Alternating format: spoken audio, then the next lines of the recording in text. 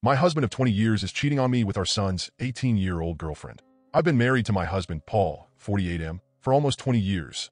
I'm a stay-at-home mom, 41F, and we have two children. Eric, 18M, who's a senior in high school, and Mary, 15F. They're my whole world. Over the years, my marriage with Paul has grown somewhat stale, largely due to his demanding work schedule, and if I'm being honest, because I haven't aged as gracefully as I'd hoped since we first met. Eric has a girlfriend, Amy, 18F, whom he's been with since their freshman year of high school. Eric absolutely adores her. She's his first love, and I've always considered her a part of our family. That makes what I recently discovered all the more unbearable. Last week, I accidentally saw a message on Paul's phone from Amy, our son's girlfriend. The message was explicit and sexual, something that no mother should ever have to read about her child's partner. I froze in shock, hoping I had misread it, but I hadn't. Over the next few days, I searched his computer and phone, and what I found confirmed my worst fears. Paul had saved photos of Amy from her Instagram on his computer. Not inappropriate ones, but still unsettling. And I discovered a file filled with BDSM pornography. He clearly has an addiction to this kind of content. But the texts were what truly broke me. The messages between Paul and Amy were full of degrading comments about me. Paul compared me to Amy, calling me old and fat, while Amy laughed along. I never imagined I'd be treated with such cruelty by the man I've shared my life with. I had always harbored some suspicion that Paul might be cheating, but never in my wildest dreams did I imagine he would betray our son in this way.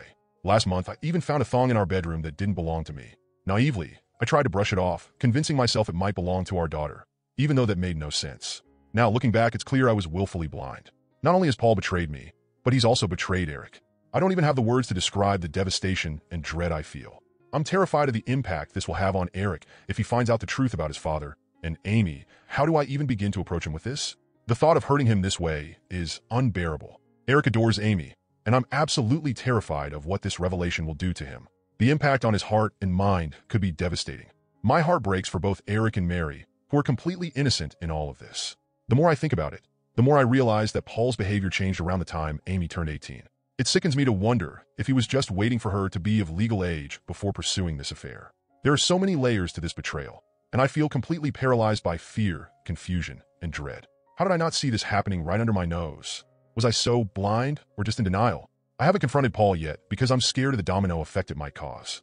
I don't even know who to turn to first or how to handle this situation. Should I speak to Paul? Or do I break this to Eric? How do I shield my children from this disaster without causing them even more pain? Edit. To not have my initial post be long-winded because I didn't think I needed to get into the minutiae of this. I didn't bother going into those details. How I inadvertently saw it was this: he was on his phone. He did not have iMessage open currently on the screen, but the application was still open. You know how on the iPhone when you swipe up and it shows all of the applications that are open and you can close them? When he was closing out the applications, something he does compulsively, I noticed it. It's not like he was some kind of idiotic buffoon having iMessage open for all to see. I saw he forgot he had the application running when he swiped up from a completely different app. Also, I did say in my post that I went back to his phone to actually solidify my suspicion on a different day. So you are incorrect in asserting that I'm now magically changing my story. I am being consistent. Update. My brother connected me to a very tough junkyard dog type lawyer. I saved screenshots of all his conversations with Amy. I was only able to get the last 3 months from iCloud. The conversations were mostly flirty and dirty talk. It was hard to stomach, completely sleazy, and I saw several negative things said about me. His call history showed he talks with her for hours pretty consistently. He uses dating apps. I took screenshots of his profiles and all of the active chats he has with his matches. It's very clear he uses a filter to seek out girls who are 18 to 22 or so. I copied all of his files from the computer. He goes on sex chat rooms and forums, and he spends a ton of money on OnlyFans. I rummaged through every possible hiding spot I could think of in the house. He had various toys, blindfolds, cuffs, lubricants, etc. He also had different outfits which looked kind of like a girl's Catholic school uniform and a French maid-type outfit too. I picked up Eric and Mary from school, and we all drove to my brother's. They were able to sense something was awry when I picked them up. I delicately told them the entire situation, and I broke down crying. Mary had the most anger, even more than Eric. I met with Amy's mother and told her everything. She confiscated Amy's phone and gave me the entire chat log. It only dated back 3 months ago, like on my husband's cloud, almost as if they both deleted the messages at the same time. She told me Amy sobbed when confronted. Amy basically told her mother that she will never understand and that she and him are in love.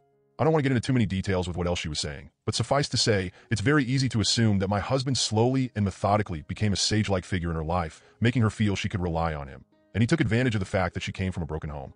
Amy is also nonstop insistent that their friendship only became romantic/physical recently, and before that, she said he was more of a friend and mentor. I confronted Paul on a Zoom call. The look on his face was scary. He became red and looked so sweaty. He had anger and panic in his eyes. His tone of voice was very defensive and frightening. He kept yelling the word context over and over again, and that none of that happened. He was unable to speak without constant stutters and intensity. Nothing really made any sense to me. I refused to tell him where I was, and he said I had no right to take his kids away from him, and then he abruptly left the Zoom.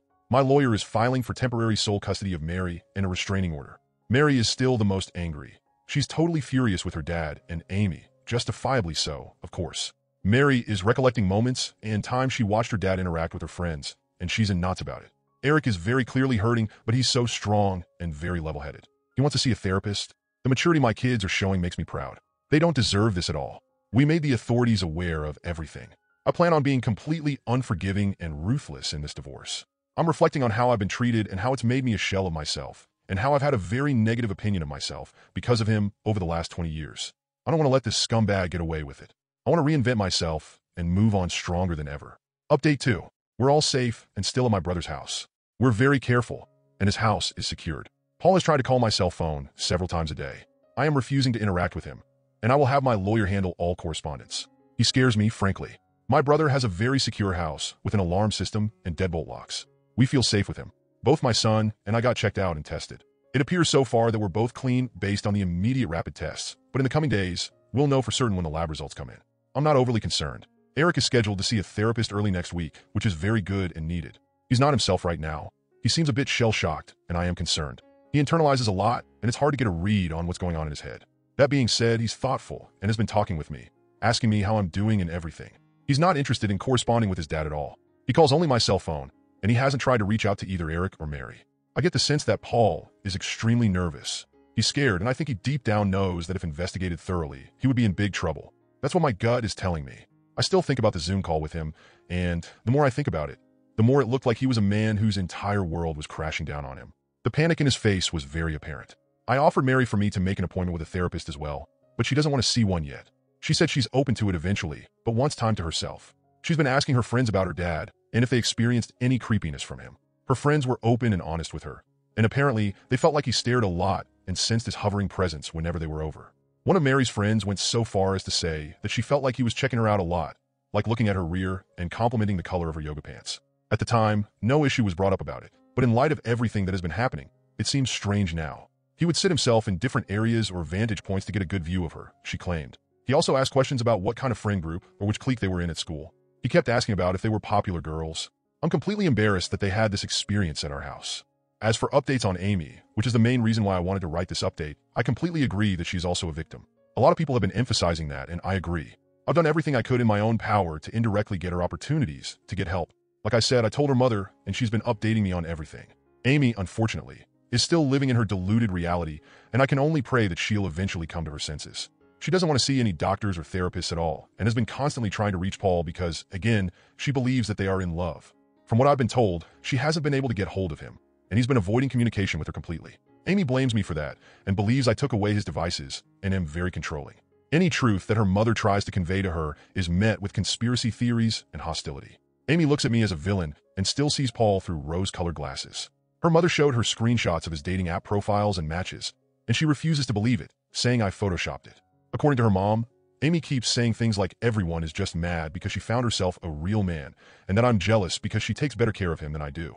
It's in line with some of the conversations I screenshot, where a lot of what Paul says is him complaining about things I don't do for him sexually. Right now, she's insistent that she and Paul will be together in the long run. He's honestly a slimeball.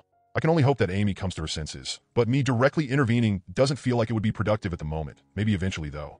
Update 3. The divorce. It's very much underway.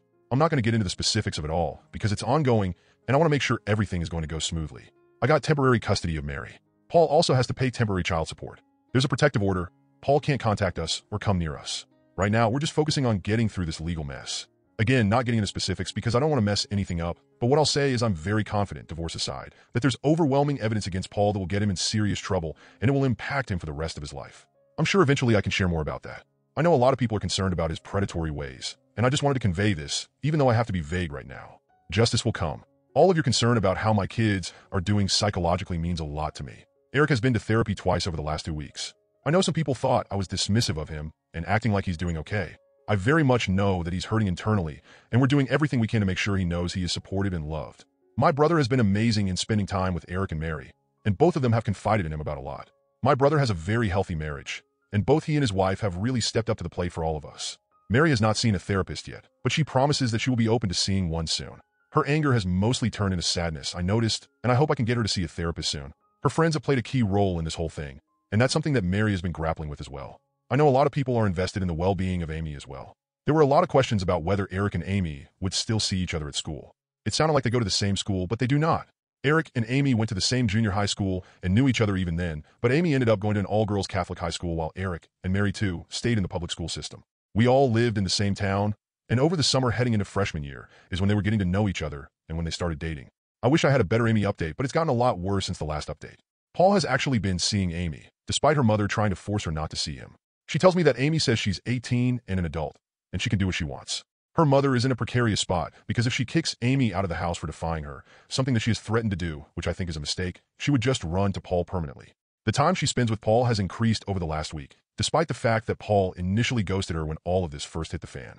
There were some days where Amy would just be gone for hours on end. There's only so much I could do with the Amy situation, but again, I do believe things will turn around soon with that, given what I know about Paul and what's to come. I can only pray that Amy can get help and guidance when more shit hits the fan.